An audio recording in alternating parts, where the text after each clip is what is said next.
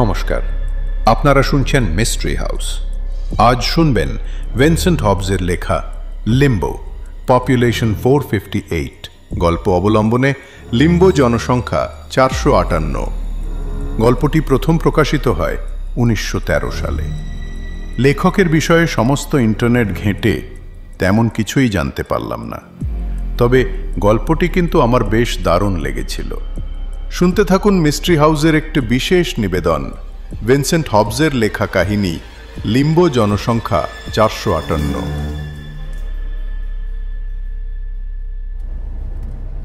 আমার বাথরুম পেয়েছে। সারা গত 20 মিনিটে এই নিয়ে 3 বার অভিযোগ করল। তার হাত দুটো কোলের উপর, তার পা দুটো আড়াআড়ি করে রাখা। সারা প্যাসেঞ্জার সিটে বসে সামনে পিছনে দুলছিল, আর কথাগুলো এমনভাবে বারবার বলছিল যেন তার স্বামী কিছুই বুঝতে পারছে না। তুমি যদি চাও আমি গাড়ি থামাতে পারি, জঙ্গলে গিয়ে করে নাও। সে উত্তর দিল, না, কেউ দেখে ফেলবে। সারা, এই রাস্তায় গাড়ি প্রায় চলছেই না। আমার মনে হয় না কেউ তোমাকে দেখবে, আর দেখলেই বা কি হবে? আমরা তো একটা নির্জন জায়গায় আছি। তার স্ত্রী কয়েক মুহূর্ত ভাবল, যদি বাবা মা গাড়ি নিয়ে যাওয়ার সময় আমাকে রাস্তার ধারে উবু হয়ে বসে থাকতে দেখে? সেটা হাস্যকর হবে, তবে তেমন কিছু হবে না, চিন্তা নেই। ওরা আমাদের থেকে অন্তত 30 মিনিট পিছনে আছে। তোমার বাবা যা আস্তে গাড়ি চালায়, তাতে হয়তো আরও বেশি সময় লাগবে। তোমার উচিত ছিল বেরোনোর সময়ই বাথরুমে যাওয়া। আমি গিয়েছিলাম, আমার আবার পেয়েছে। আচ্ছা, তোমার কাছে সহজ রাস্তা আছে। তুমি 3টের মধ্যে একটা কিছু করতে পারো। একটা হলো এখানেই রাস্তার ধারে করে নেওয়া, অথবা চেপে রাখা। কিন্তু আমার মনে হয় না আমরা শিগগিরই কোনো গ্যাস স্টেশন পাবো, কিংবা... সারা মাথা ঘোরায়, তার মুখে একটা হালকা হাসি ফুটে ওঠে। কিংবা কি? তুমি এখানেই করে ফেলতে পারো, সে বলল। তার মুখেও সূক্ষ্ম হাসি। তারপর দুজনেই ফেটে পড়ে হাসিতে। তুমি এভাবে হাসালে আমার কিন্তু সত্যি সত্যি এখানে হয়ে যাবে। ঠিক আছে, তাহলে বলো, গাড়ি কি থামাবো এখানে? না, আমি আরো কিছুক্ষণ চেপে রাখতে পারবো। তোমার একদিন ব্লাডারের সমস্যা হবে। আমার ইতিমধ্যেই ব্লাডারের সমস্যা আছে। আমাদের লম্বা সফরে বেরোলে তোমার ডায়াপার পরা উচিত। সারা আবার খিলখিল করে হেসে উঠল। ব্লাডারের ভেতরের চাপটা বাদ দিলে সারা ম্যাককার্থির জীবনে সবকিছুই ঠিকঠাক। সে 13 বছর ধরে একই লোকের সাথে বিবাহিত। তার বেশিরভাগ বন্ধুদের চেয়ে অনেক বেশি, যাদের মধ্যে কেউ কেউ 35-এর কোঠায় এবং নিঃসঙ্গ, আর এমন ভাব করে যেন তারা জীবনটাকে খুব ভালোবাসে। জন ওর সাথে ভালো ব্যবহার করে এবং সেও জনের প্রতি ভালো থাকার চেষ্টা করে। তারা প্রায় 1 ঘন্টা আগে শোষণ ন্যাশনাল ফরেস্ট থেকে বেরিয়েছিল। সুন্দর রাস্তা ধরে চলছিল গাড়িটা, আর পিছনে ছিল সারার বাবা মা। তারা ধীরে সুস্থে গাড়ি চালিয়ে আসছিলেন। জনের এতে কোনো অসুবিধা ছিল না। তারা শীঘ্রই একটা নতুন বাড়ি কিনবে। সারা তখন নিজের পরিবারের কাছাকাছিও থাকতে পারবে, আর সেটা তার জন্য ভালোই। জন তার শ্বশুর শাশুড়ির সাথে ভালোভাবে মিশত এবং জানত যে যখন তার আর সারার সন্তান হবে, তখন ওনারা খুব সাহায্য করবেন। দেশের এই অংশটাও তার খুব পছন্দের। ঢেউ খেলানো পাহাড় আর সবুজ দৃশ্য মনকে সতেজ করে দিচ্ছিল। তোমার যা ইচ্ছা, জন অবশেষে বলল। যখন থামাতে হবে শুধু আমাকে জানিও। তারা চলতে থাকে। সারা অস্বস্তিতে পা আড়াআড়ি করে নড়াচড়া করছিল, আর জনের মুখে ছিল হালকা একটা বিদ্রূপের হাসি। কয়েক মিনিট কেটে যায়। ওইখানে! সারা চেঁচিয়ে ওঠে। সে সামনের লম্বা রাস্তার দিকে আঙুল দেখালো। জন চোখ ছোট করে তাকায়। তুমি কি ওই সাইনবোর্ডটার দিকে আঙুল দেখাচ্ছ? সারা মাথা নাড়ে। আমি তো পড়তেই পারছি না লেখাটা। 1 সেকেন্ড অপেক্ষা করো। কিছু মুহূর্ত কেটে যায়। তুমি ঠিকই বলেছ। মনে হচ্ছে একটা শহর। জন বলল। কাছাকাছি আসতেই সাইনবোর্ডটা পড়তে পড়তে সারার মুখ আশায় উজ্জ্বল হয়ে ওঠে। সে জোরে জোরে পড়ল, লিম্বো, জনসংখ্যা 458। আচ্ছা, আমার মনে হয় ওখানে একটা গ্যাস স্টেশন পাওয়া যাবে। ভাবছি গাড়িটা খুব আস্তে চালানো যাক, এখনো তো 3 মাইল বাকি। শোনো, তুমি যদি এটা করো তাহলে গাড়ি চালাবো আমি, আর তুমি বসবে এই সিটে। সে হুমকি দিল। 3 মাইল। ওরা শহরের মাঝখানে অনেকগুলো খালি পার্কিংয়ের জায়গার মধ্যে একটায় গাড়ি রাখল। আশেপাশে কোনো গাড়ি দেখা যাচ্ছিল না, কিন্তু অনেক লোক ছিল। লিম্বোর রাস্তায় ডজন ডজন লোক। তারা ছোট ছোট দলে ভিড় করে। তারা দোকানের সামনে দাঁড়িয়েছিল, তারা পার্কের বেঞ্চে বসেছিল। লিম্বোর মধ্যে একটা দুর্লভ পুরনো শহরের অনুভূতি লেগে। এটি 1900 সালের গোড়ার দিকে তৈরি হয়েছিল এবং খুব ভালোভাবে রক্ষণাবেক্ষণ করা। লিম্বোর এই পুরনো দিনের স্মৃতি একে আকর্ষণীয় করে তোলে। এখানে একটা ঐতিহ্যবাহী শহরের চত্বরও রয়েছে, একটা ক্লক টাওয়ার যেটা কাজ করে, একটা বড় সুন্দর করে সাজানো কোর্ট হাউস। আমার এই জায়গাটা বেশ পছন্দ হয়েছে। জন গাড়ি পার্ক করতে করতে মন্তব্য করে। সে গভীর শ্বাস নিতেই তার চোখ বড় বড় হয়ে গেল। আমি বাজি ধরতে পারি তোমার বাবা মায়েরও ভালো লাগবে জায়গাটা। হ্যাঁ হ্যাঁ, সে লাগবে। তাড়াতাড়ি করো এবার। তার স্ত্রী উত্তর দিল। আমাকে এবার যেতেই হবে। তারা গাড়ি থেকে নামে। দরজা বন্ধ করে তারা এক মুহূর্ত দাঁড়িয়ে লিম্বো শহরের দিকে তাকায়। হার্ডওয়্যারের দোকান, সেলুন। আরে দেখো, এখানে তো পুরোনো দিনের মতো ওই ঘোরানো জিনিসটাও আছে। মনে হচ্ছে যেন আমরা 50-এর দশকে ফিরে গেছি। বাচ্চাদের মানুষ করার জন্য হয়তো ভালো জায়গা হবে এটা। জন বলল। আমার এখন একটাই চিন্তা, সবচেয়ে কাছের বাথরুমটা কোথায়? তার স্ত্রী অধৈর্য হয়ে বলল। ওই তো একটা ডাইনার। জন আঙুল দেখায়। এই শহরটা দারুণ। ওই ডাইনারটা দেখে মনে হচ্ছে যেন পুরনো সিনেমার থেকে উঠে এসেছে। সে সারার হাত ধরে রাস্তা পার হতে লাগল। সারা প্রায় তাকে টেনে নিয়ে যাচ্ছিল। তারা অভ্যাসবশত দুদিকে তাকায়, কিন্তু কোনো গাড়ি দেখা গেল না। রাস্তা পার হওয়ার সময় জন বেঞ্চে বসে থাকা এক দম্পতিকে দেখে হাত নাড়াল, কিন্তু দম্পতিটি হাত নাড়ল না। সারা তাকে টানতে টানতে ডাইনার পর্যন্ত নিয়ে যায়। সে জনের দরজা খোলার জন্য অপেক্ষা করল না, বরং তাড়াতাড়ি দরজাটা টানল। দোকানটা খোলা পেতে স্বস্তি অনুভব হয় তার। তারা ভেতরে ঢুকতেই ঘন্টাটা বেজে ওঠে। ডাইনারটা ছিল প্রায় খালি। কাছেই একটা বুথে একজন লোক বসে খবরের কাগজ পড়ছে। জন তার দিকে এক ঝলক তাকায়। লোকটার হাতে থাকা কাগজটা হলদে হয়ে গিয়েছিল এবং দেখে মনে হচ্ছিল পুরনো। রেস্তোরাঁর পিছনের দিকে 3 জন খদ্দের। তাদের দেখে চাষি মনে হচ্ছিল। তাদের পিঠ ছিল দম্পতির দিকে, আর তারা একটা ছোট টিভির দিকে তাকিয়েছিল, যাতে কোনো কিছুই চলছিল না। অদ্ভুত, বিড়বিড় করল জন। সে ঘুরে কাউন্টারের দিকে তাকায়। ডাইনারের ডান দিক বরাবর সেটা অনেক দূর পর্যন্ত বিস্তৃত। বারের টুল, মার্বেলের কাউন্টার টপ, আইসক্রিম, 42টা ফ্লেভার, রুট বিয়ার ফ্লোট আর ঘরে তৈরি অ্যাপল পাই। জন তার স্ত্রীর হাত ধরে টান দিয়ে বলল, আমি ঠিকই বলেছিলাম। দেখো, সাদা অ্যাপ্রন, পরিপাটি করে আঁচড়ানো চুল। একেই বলে আমাদের দাদু ঠাকুমাদের যুগে বাস করা। জন বেশ মজা পাচ্ছিল এইসব কিছুতে, কিন্তু সারা তাকে পাত্তা না দিয়ে বলল, ওই যে বাথরুম, আমি এখনই আসছি। আমি ভাবছি একটা কোকের দাম কি এখন 5 সেন্ট হবে? জন কাউন্টারের পিছনের সাইনবোর্ডের দিকে তাকিয়ে ভাবতে লাগল। সারা বিরক্ত হয়ে তার দিকে তাকায়।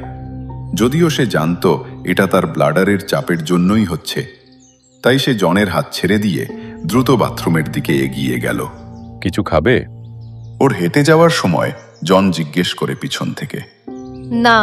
কিছু পান করবে? না। তার স্ত্রী প্রায় দৌড়ে যাওয়ায় সে হেসে ফেলে। সে ভাবল আর 10 মিনিট দেরি হলে সারাকে জঙ্গলেই যেতে হতো।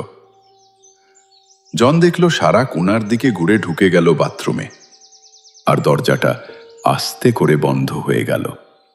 জন আবার ঘরের চারদিকে তাকায়। এই জায়গার সবকিছুই অসাধারণ, পরিষ্কারভাবে পরিকল্পিত একটা শহর, যা আধুনিক সময়ে উপস্থিত থেকেও পুরনো দিনের মতোই রয়ে গেছে। জন ধীরে ধীরে কাউন্টারের দিকে এগিয়ে যায়। তার মুখে ছিল শিশুর মতো হাসি। সাদা অ্যাপ্রন আর পরিপাটি চুলের লোকটি কাউন্টারের একটু দূরে দাঁড়িয়েছিল। সে ছিল ঝুঁকে, মনে হচ্ছিল থালা বাসন ধুচ্ছে, যদিও জন কোনো কাঁচের আওয়াজ শুনতে পায়নি। জনের কোনো তাড়া ছিল না, তাই সে সিটে ঘুরে বসে পুরো ডাইনারটা খুঁটিয়ে দেখতে লাগলো। সে দরজার কাছে বুথে বসে থাকা লোকটির দিকে তাকায়। লোকটা খবরের কাগজ পড়ছিল। জন হালকা করে হাত নাড়ায় তার উদ্দেশ্যে, কিন্তু লোকটি তাকালো না ওর দিকে। জন আরো ভালো করে তাকায় ওর দিকে। তার দৃষ্টিশক্তি হয়তো খারাপ হয়ে গেছে, কারণ সে খবরের কাগজের তারিখটা দেখতে পেল। তাতে লেখা ছিল 7ই এপ্রিল 1954। এই আবার কি? বিড় বিড় করল সে। তারপর গলা পরিষ্কার করে হেসে লোকটিকে বলল, তা এখন পৃথিবীতে নতুন কি ঘটছে? কোনো উত্তর নেই। আচ্ছা। সে ভাবল হয়তো ছোট শহরের লোকেরা বাইরের লোককে খুব একটা পছন্দ করে না। তবুও অভদ্র হওয়ার কোনো কারণ ছিল না। সে অপেক্ষা করতে লাগল। কোণায় থাকা টেলিভিশনটা আগের মতোই চুপচাপ। মাথার উপরের ফ্যানগুলো ঘুরছিল না। ডাইনার থেকে একটা অন্যরকম গন্ধ আসছিল, বাসি। তারপর জন বুঝতে পারল যে একটা রেস্তোরাঁর যা যা গন্ধ থাকা উচিত তার কিছুই সে পাচ্ছে না। আইসক্রিমের 42টা ফ্লেভারের গন্ধ তার নাকে আসছে না কেন? জল পড়ার শব্দ কোথায়? থালা বাসনের আওয়াজই বা কোথায়? হেই! জন অবশেষে কাউন্টারের লোকটিকে ডাক দেয়। আজ দিন কেমন কাটছে? আবারও কোনো উত্তর নেই। আপনার সময় হলে আমি একটা আইস টি অর্ডার করতে চাই। কোনো উত্তর নেই। লোকটা বোধহয় কানে কম শোনে। জন বিড়বিড় করে। সে আরো কয়েক মিনিট চুপচাপ বসে লোকটিকে সাবধানে দেখতে লাগলো। অবশেষে বাথরুমের দরজা খুলে যায়। সারা ধীরে ধীরে বেরিয়ে আসে বাইরে। তাকে দেখে সন্তুষ্ট মনে হচ্ছিল। জন তার দিকে এক ঝলক তাকায়, কিন্তু দ্রুতই আবার ফিরিয়ে নেয় দৃষ্টি। তার চোখ এখন আবার কাউন্টারের পিছনের লোকটির দিকে। সে গলা চড়িয়ে বলল, এই যে শুনছেন স্যার? লোকটি এক চুলও নড়ল না। হ্যালো, আমরা কিছু ড্রিঙ্ক অর্ডার দিতে চাই।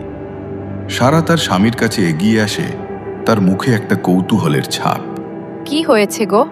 সে জিজ্ঞেস করল। শুনুন, আমরা কিন্তু পয়সা দিয়েই কিনবো।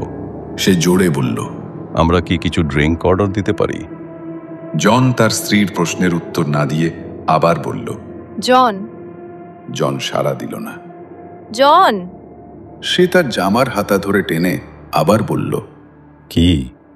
ঘুরে তাকায় জন। সারার মুখের ভাব তাকে মুহূর্তেই চিন্তিত করে তুলল।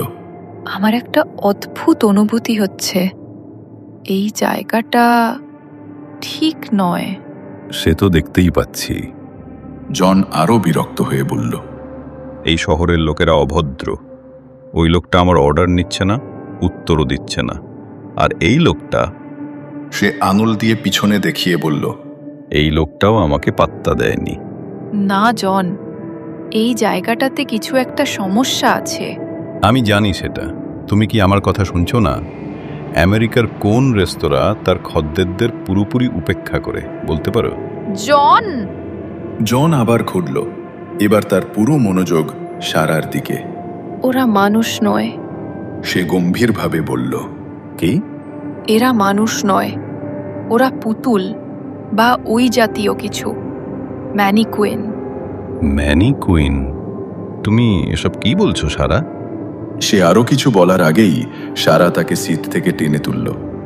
তার হাত শক্ত করে ধরে সে তাকে কাউন্টারের দিকে নিয়ে যায়, সাদা অ্যাপ্রন পরা লোকটির দিকে। লোকটা তখনও ঝুঁকে দাঁড়িয়ে, তার হাত কাউন্টারের নিচে। ওরা সরাসরি তার সামনে গিয়ে দাঁড়ালো।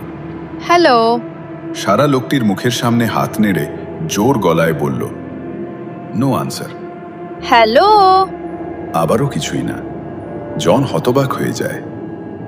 মূর্তিটা দেখতে মানুষের মতোই ছিল, কিন্তু কাছ থেকে দেখতেই সে বুঝল তার স্ত্রী ঠিকই বলেছে, এটা কোনো মানুষ নয়, এটা একটা ডামি যাকে আসল দেখানোর জন্য তৈরি করা হয়েছে। খুঁটিনাটিগুলো অসাধারণ। জন তার স্ত্রীর দিকে ফিরে হাসল। সে নিজেকে আটকাতে পারল না। এটা আবার কি ধরনের মস্করা?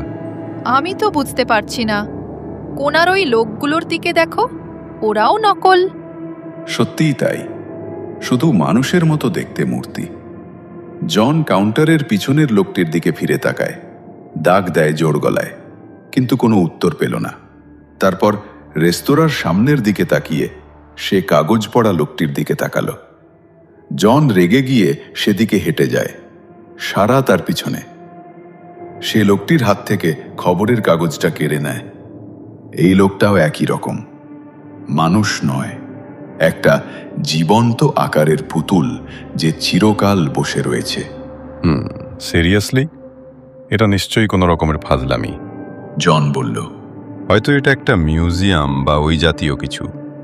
ভেবে দেখলে এটা বেশ মজার, মানে ওরা তো আমাদের বোকা বানিয়েই ফেলেছিল। সে নার্ভাস ভাবে হাসল। তোমার মনে হয় এটা একটা জোক? সারা জিজ্ঞেস করল। তার মুখে একটা হালকা হাসির রেখা ফুটে ওঠে। নিশ্চয়ই, অথবা যেমন বললাম, আমরা হয়তো একটা মিউজিয়ামে ঢুকে পড়েছি। চলো এখান থেকে বের হই এবার। যদি এটা মজা হয় আমরা শিগগিরই জানতে পারবো। লোকেরা আমাদের দেখে হাসবে, আর সেটা করাই উচিত। সারা এই কথায় হাসে। শেষবারের মতো চারদিকে তাকিয়ে সে শান্ত হয়। জায়গাটা নিখুঁতভাবে সাজানো, পুতুলগুলো জীবন্তের মতো, আসল। বাথরুমে যাওয়ার তাড়াহুড়োয় সে খেয়াল করেনি। হাত ধরাধরি করে দুজনে বেরিয়ে আসে বাইরে। ঘণ্টাটা আবার বেজে ওঠে। তারা এখন উষ্ণ রোদের আলোয় দাঁড়িয়ে, যেখানে চারপাশ দেখে মনে হবে একটা ব্যস্ত শহরে এসে পড়েছে তারা। দেখলে এটা মনে হয় একটা মিউজিয়াম ছিল। কোনো হাসাহাসি করা শহরবাসী নেই, আর কোনো টিভি ক্যামেরাও নেই। মনে হচ্ছে আমরা বিপদমুক্ত। তবে তোমার মুখের অবস্থাটা তখন কিন্তু দেখার মতো ছিল। সে স্বস্তির সাথে বলল, না, এখনো কিছু একটা ঠিক লাগছে না। এখন আবার কি হলো? সত্যি, তুমি তো কিছুই খেয়াল করো না। মানুষগুলোর দিকে তাকাও, তোমার কি কিছু অদ্ভুত লাগছে? সে তাকালো চারদিকে। পুরুষ, মহিলা এবং শিশু দোকানের সামনে দাঁড়িয়ে, ছোট ছোট দলে ভিড় করে, পার্কের বেঞ্চে বসে। শুধু ওরা নড়ছে না। সে অবশেষে ফিসফিস করে বলল, ওরাও আসল নয়। না, আমার মনে হয় না ওরা আসল। এই শহরটার সমস্যাটা কি? জন তার স্ত্রীকে কাছের লোকজনের দলের দিকে নিয়ে যায়। দুজন দাঁড়িয়ে ছিল, আর দুজন ছিল বেঞ্চে বসে। তারা আগে তার হাত নাড়ানোর জবাব দেয়নি, আর এখন সে কারণটা বুঝতে পারল। কৌতূহল তাকে কাছে টেনে নিয়ে গেছে। জন, আমার মনে হয় আমাদের ওদিকে যাওয়া উচিত নয়। এক সেকেন্ড দাঁড়াও, আমি শুধু দেখতে চাই। সারা আরো কিছু বলার আগেই সে বসে থাকা পরিবারটির কাছে গেল, ঝুঁকে পড়ে পর্যবেক্ষণ করল তাদের। হ্যাঁ, ওরা সবাই নকল, প্রত্যেকটা, পুরো শহরটা। সারা, চারদিকে তাকাও, এরা মানুষ নয়।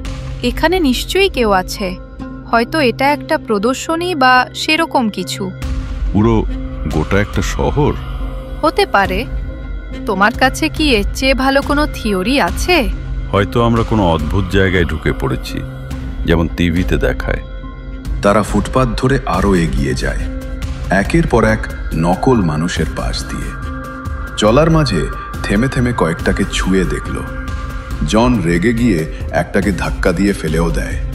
তারপর তারা দোকানে ঢুকে গলা ফাটিয়ে চিৎকার করে, কিন্তু কোনো কিছুরই পরিবর্তন নেই। এটা পরিণত হলো একটা খেলায়। তারা দোকানে দৌড়ে ঢুকছিল, চিৎকার করছিল আর হইচই করছিল। তারা ম্যানিকিনগুলোকে ছুঁয়ে দেখছিল, তাদের সাথে কথা বলছিল, গালিগালাজ করছিল, হাসছিল আর খিলখিল করছিল। এটা ছিল তাদের ভয়কে দূরে রাখার একটা সহজ উপায়। কিন্তু তাদের মধ্যে তখনও অস্বস্তি কাজ করছে। আরও প্রায় 20 মিনিট পর তারা তাদের গাড়ির কাছে এসে দাঁড়ায়। জনের হাতে ধরা আছে চাবিটা। দ্রুত পালিয়ে যাওয়ার চিন্তাটা তাকে যেন খানিক শান্ত করছে। সে সারার দিকে তাকিয়ে বলল, তোমার বাবা মা শিগগিরই এসে পড়বে, তাদের আসা অবধি আমরা অপেক্ষা করব। বিষয়টা আমার মাথাতেই ঢুকছে না। জনের কথায় কান্না দিয়ে সে বিড়বিড় করে বলল, আমি তো কোনো সাইনবোর্ড দেখছি না যেখানে বলা আছে এটা নকল। আসল লোকগুলো কোথায় গেল? একটা অদ্ভুত অনুভূতি সারাকে গ্রাস করল। তার মনে হচ্ছিল যেন কেউ তাদের দেখছে। চলো যাই এখান থেকে, লিম্বো থেকে বেরিয়ে রাস্তায় গিয়ে উঠি। হ্যাঁ হ্যাঁ, তুমি ঠিকই বলেছ। কিন্তু তোমার বাবা মায়ের কি হবে? আমরা তাদের জন্য অপেক্ষা করতে পারি রাস্তার ধারে, অথবা এগোতেও থাকতে পারি। আমি নিশ্চিত তোমার বাবা এখানে থামবেন। ঠিক আছে, তাও আমি এখন এখান থেকে যেতে চাই, এখনই। জন গাড়ির দরজা আনলক করে। সারা লাফিয়ে গাড়িতে উঠে দরজা বন্ধ করে দেয়। কিন্তু জন তখনও দাঁড়িয়ে স্থির হয়ে। সে প্রায় 20 ফুট দূরে আরেকটা ম্যানিকিনের দিকে তাকিয়েছিল। সেটা ছিল একজন বৃদ্ধা মহিলার। মহিলা একটা নীল পোশাক পরে, সাদা টুপি। জনের কৌতূহল আবার তাকে পেয়ে বসে। সে কয়েক পা এগিয়ে যায়। চলো। সারা গাড়ি থেকে মিনতি করল, এক সেকেন্ড, আমি শুধু ভাবছিলাম। কি ভাবছিলে? আমি জানি না। আচ্ছা, একটু দাঁড়াও তো এখানে। জন বৃদ্ধা মহিলার দিকে হেঁটে যায়।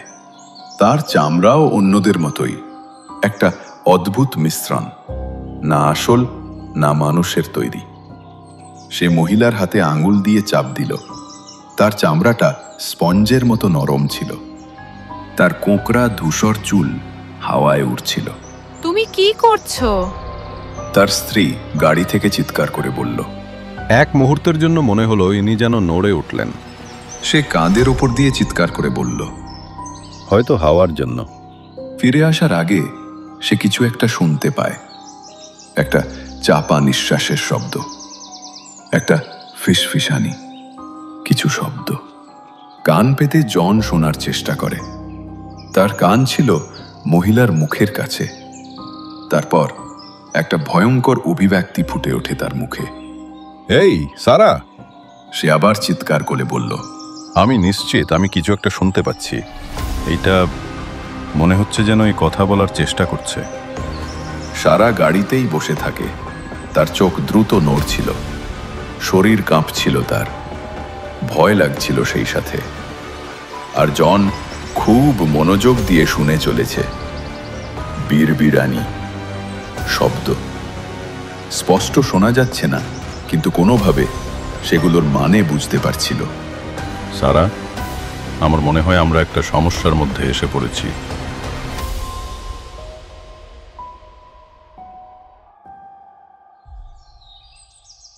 আঠারো মিনিট কেটে গেছে।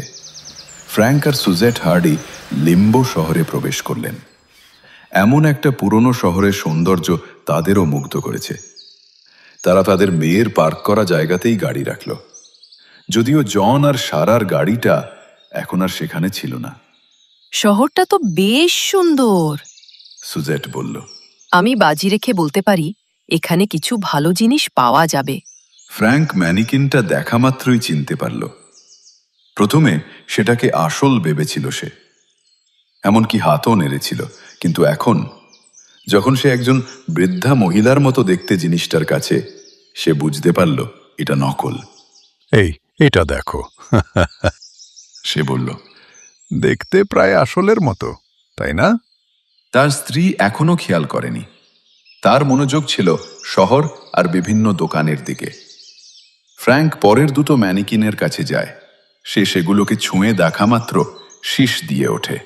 এই সুজেড, হ্যাঁ এগুলোকে দেখো। হ্যাঁ, এগুলো ম্যানিকিন। তাতে কি? এগুলোকে চেনা চেনা লাগছে। তাই না? সুজেত কাছে এসে দেখল। কিভাবে? এই যেমন এইটাকে দেখতে অনেকটা তার কথা থেমে যায়।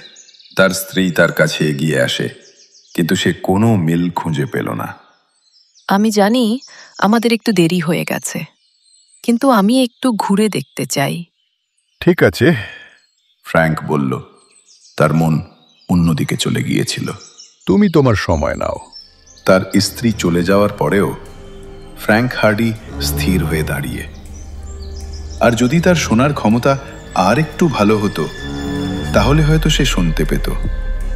কিন্তু কণ্ঠস্বরটা ছিল চাপা, আর হাওয়া বইছিল, এবং ফ্র্যাঙ্ক হার্ডি তার জামাইয়ের আর্তনাদ শুনতে পেল না।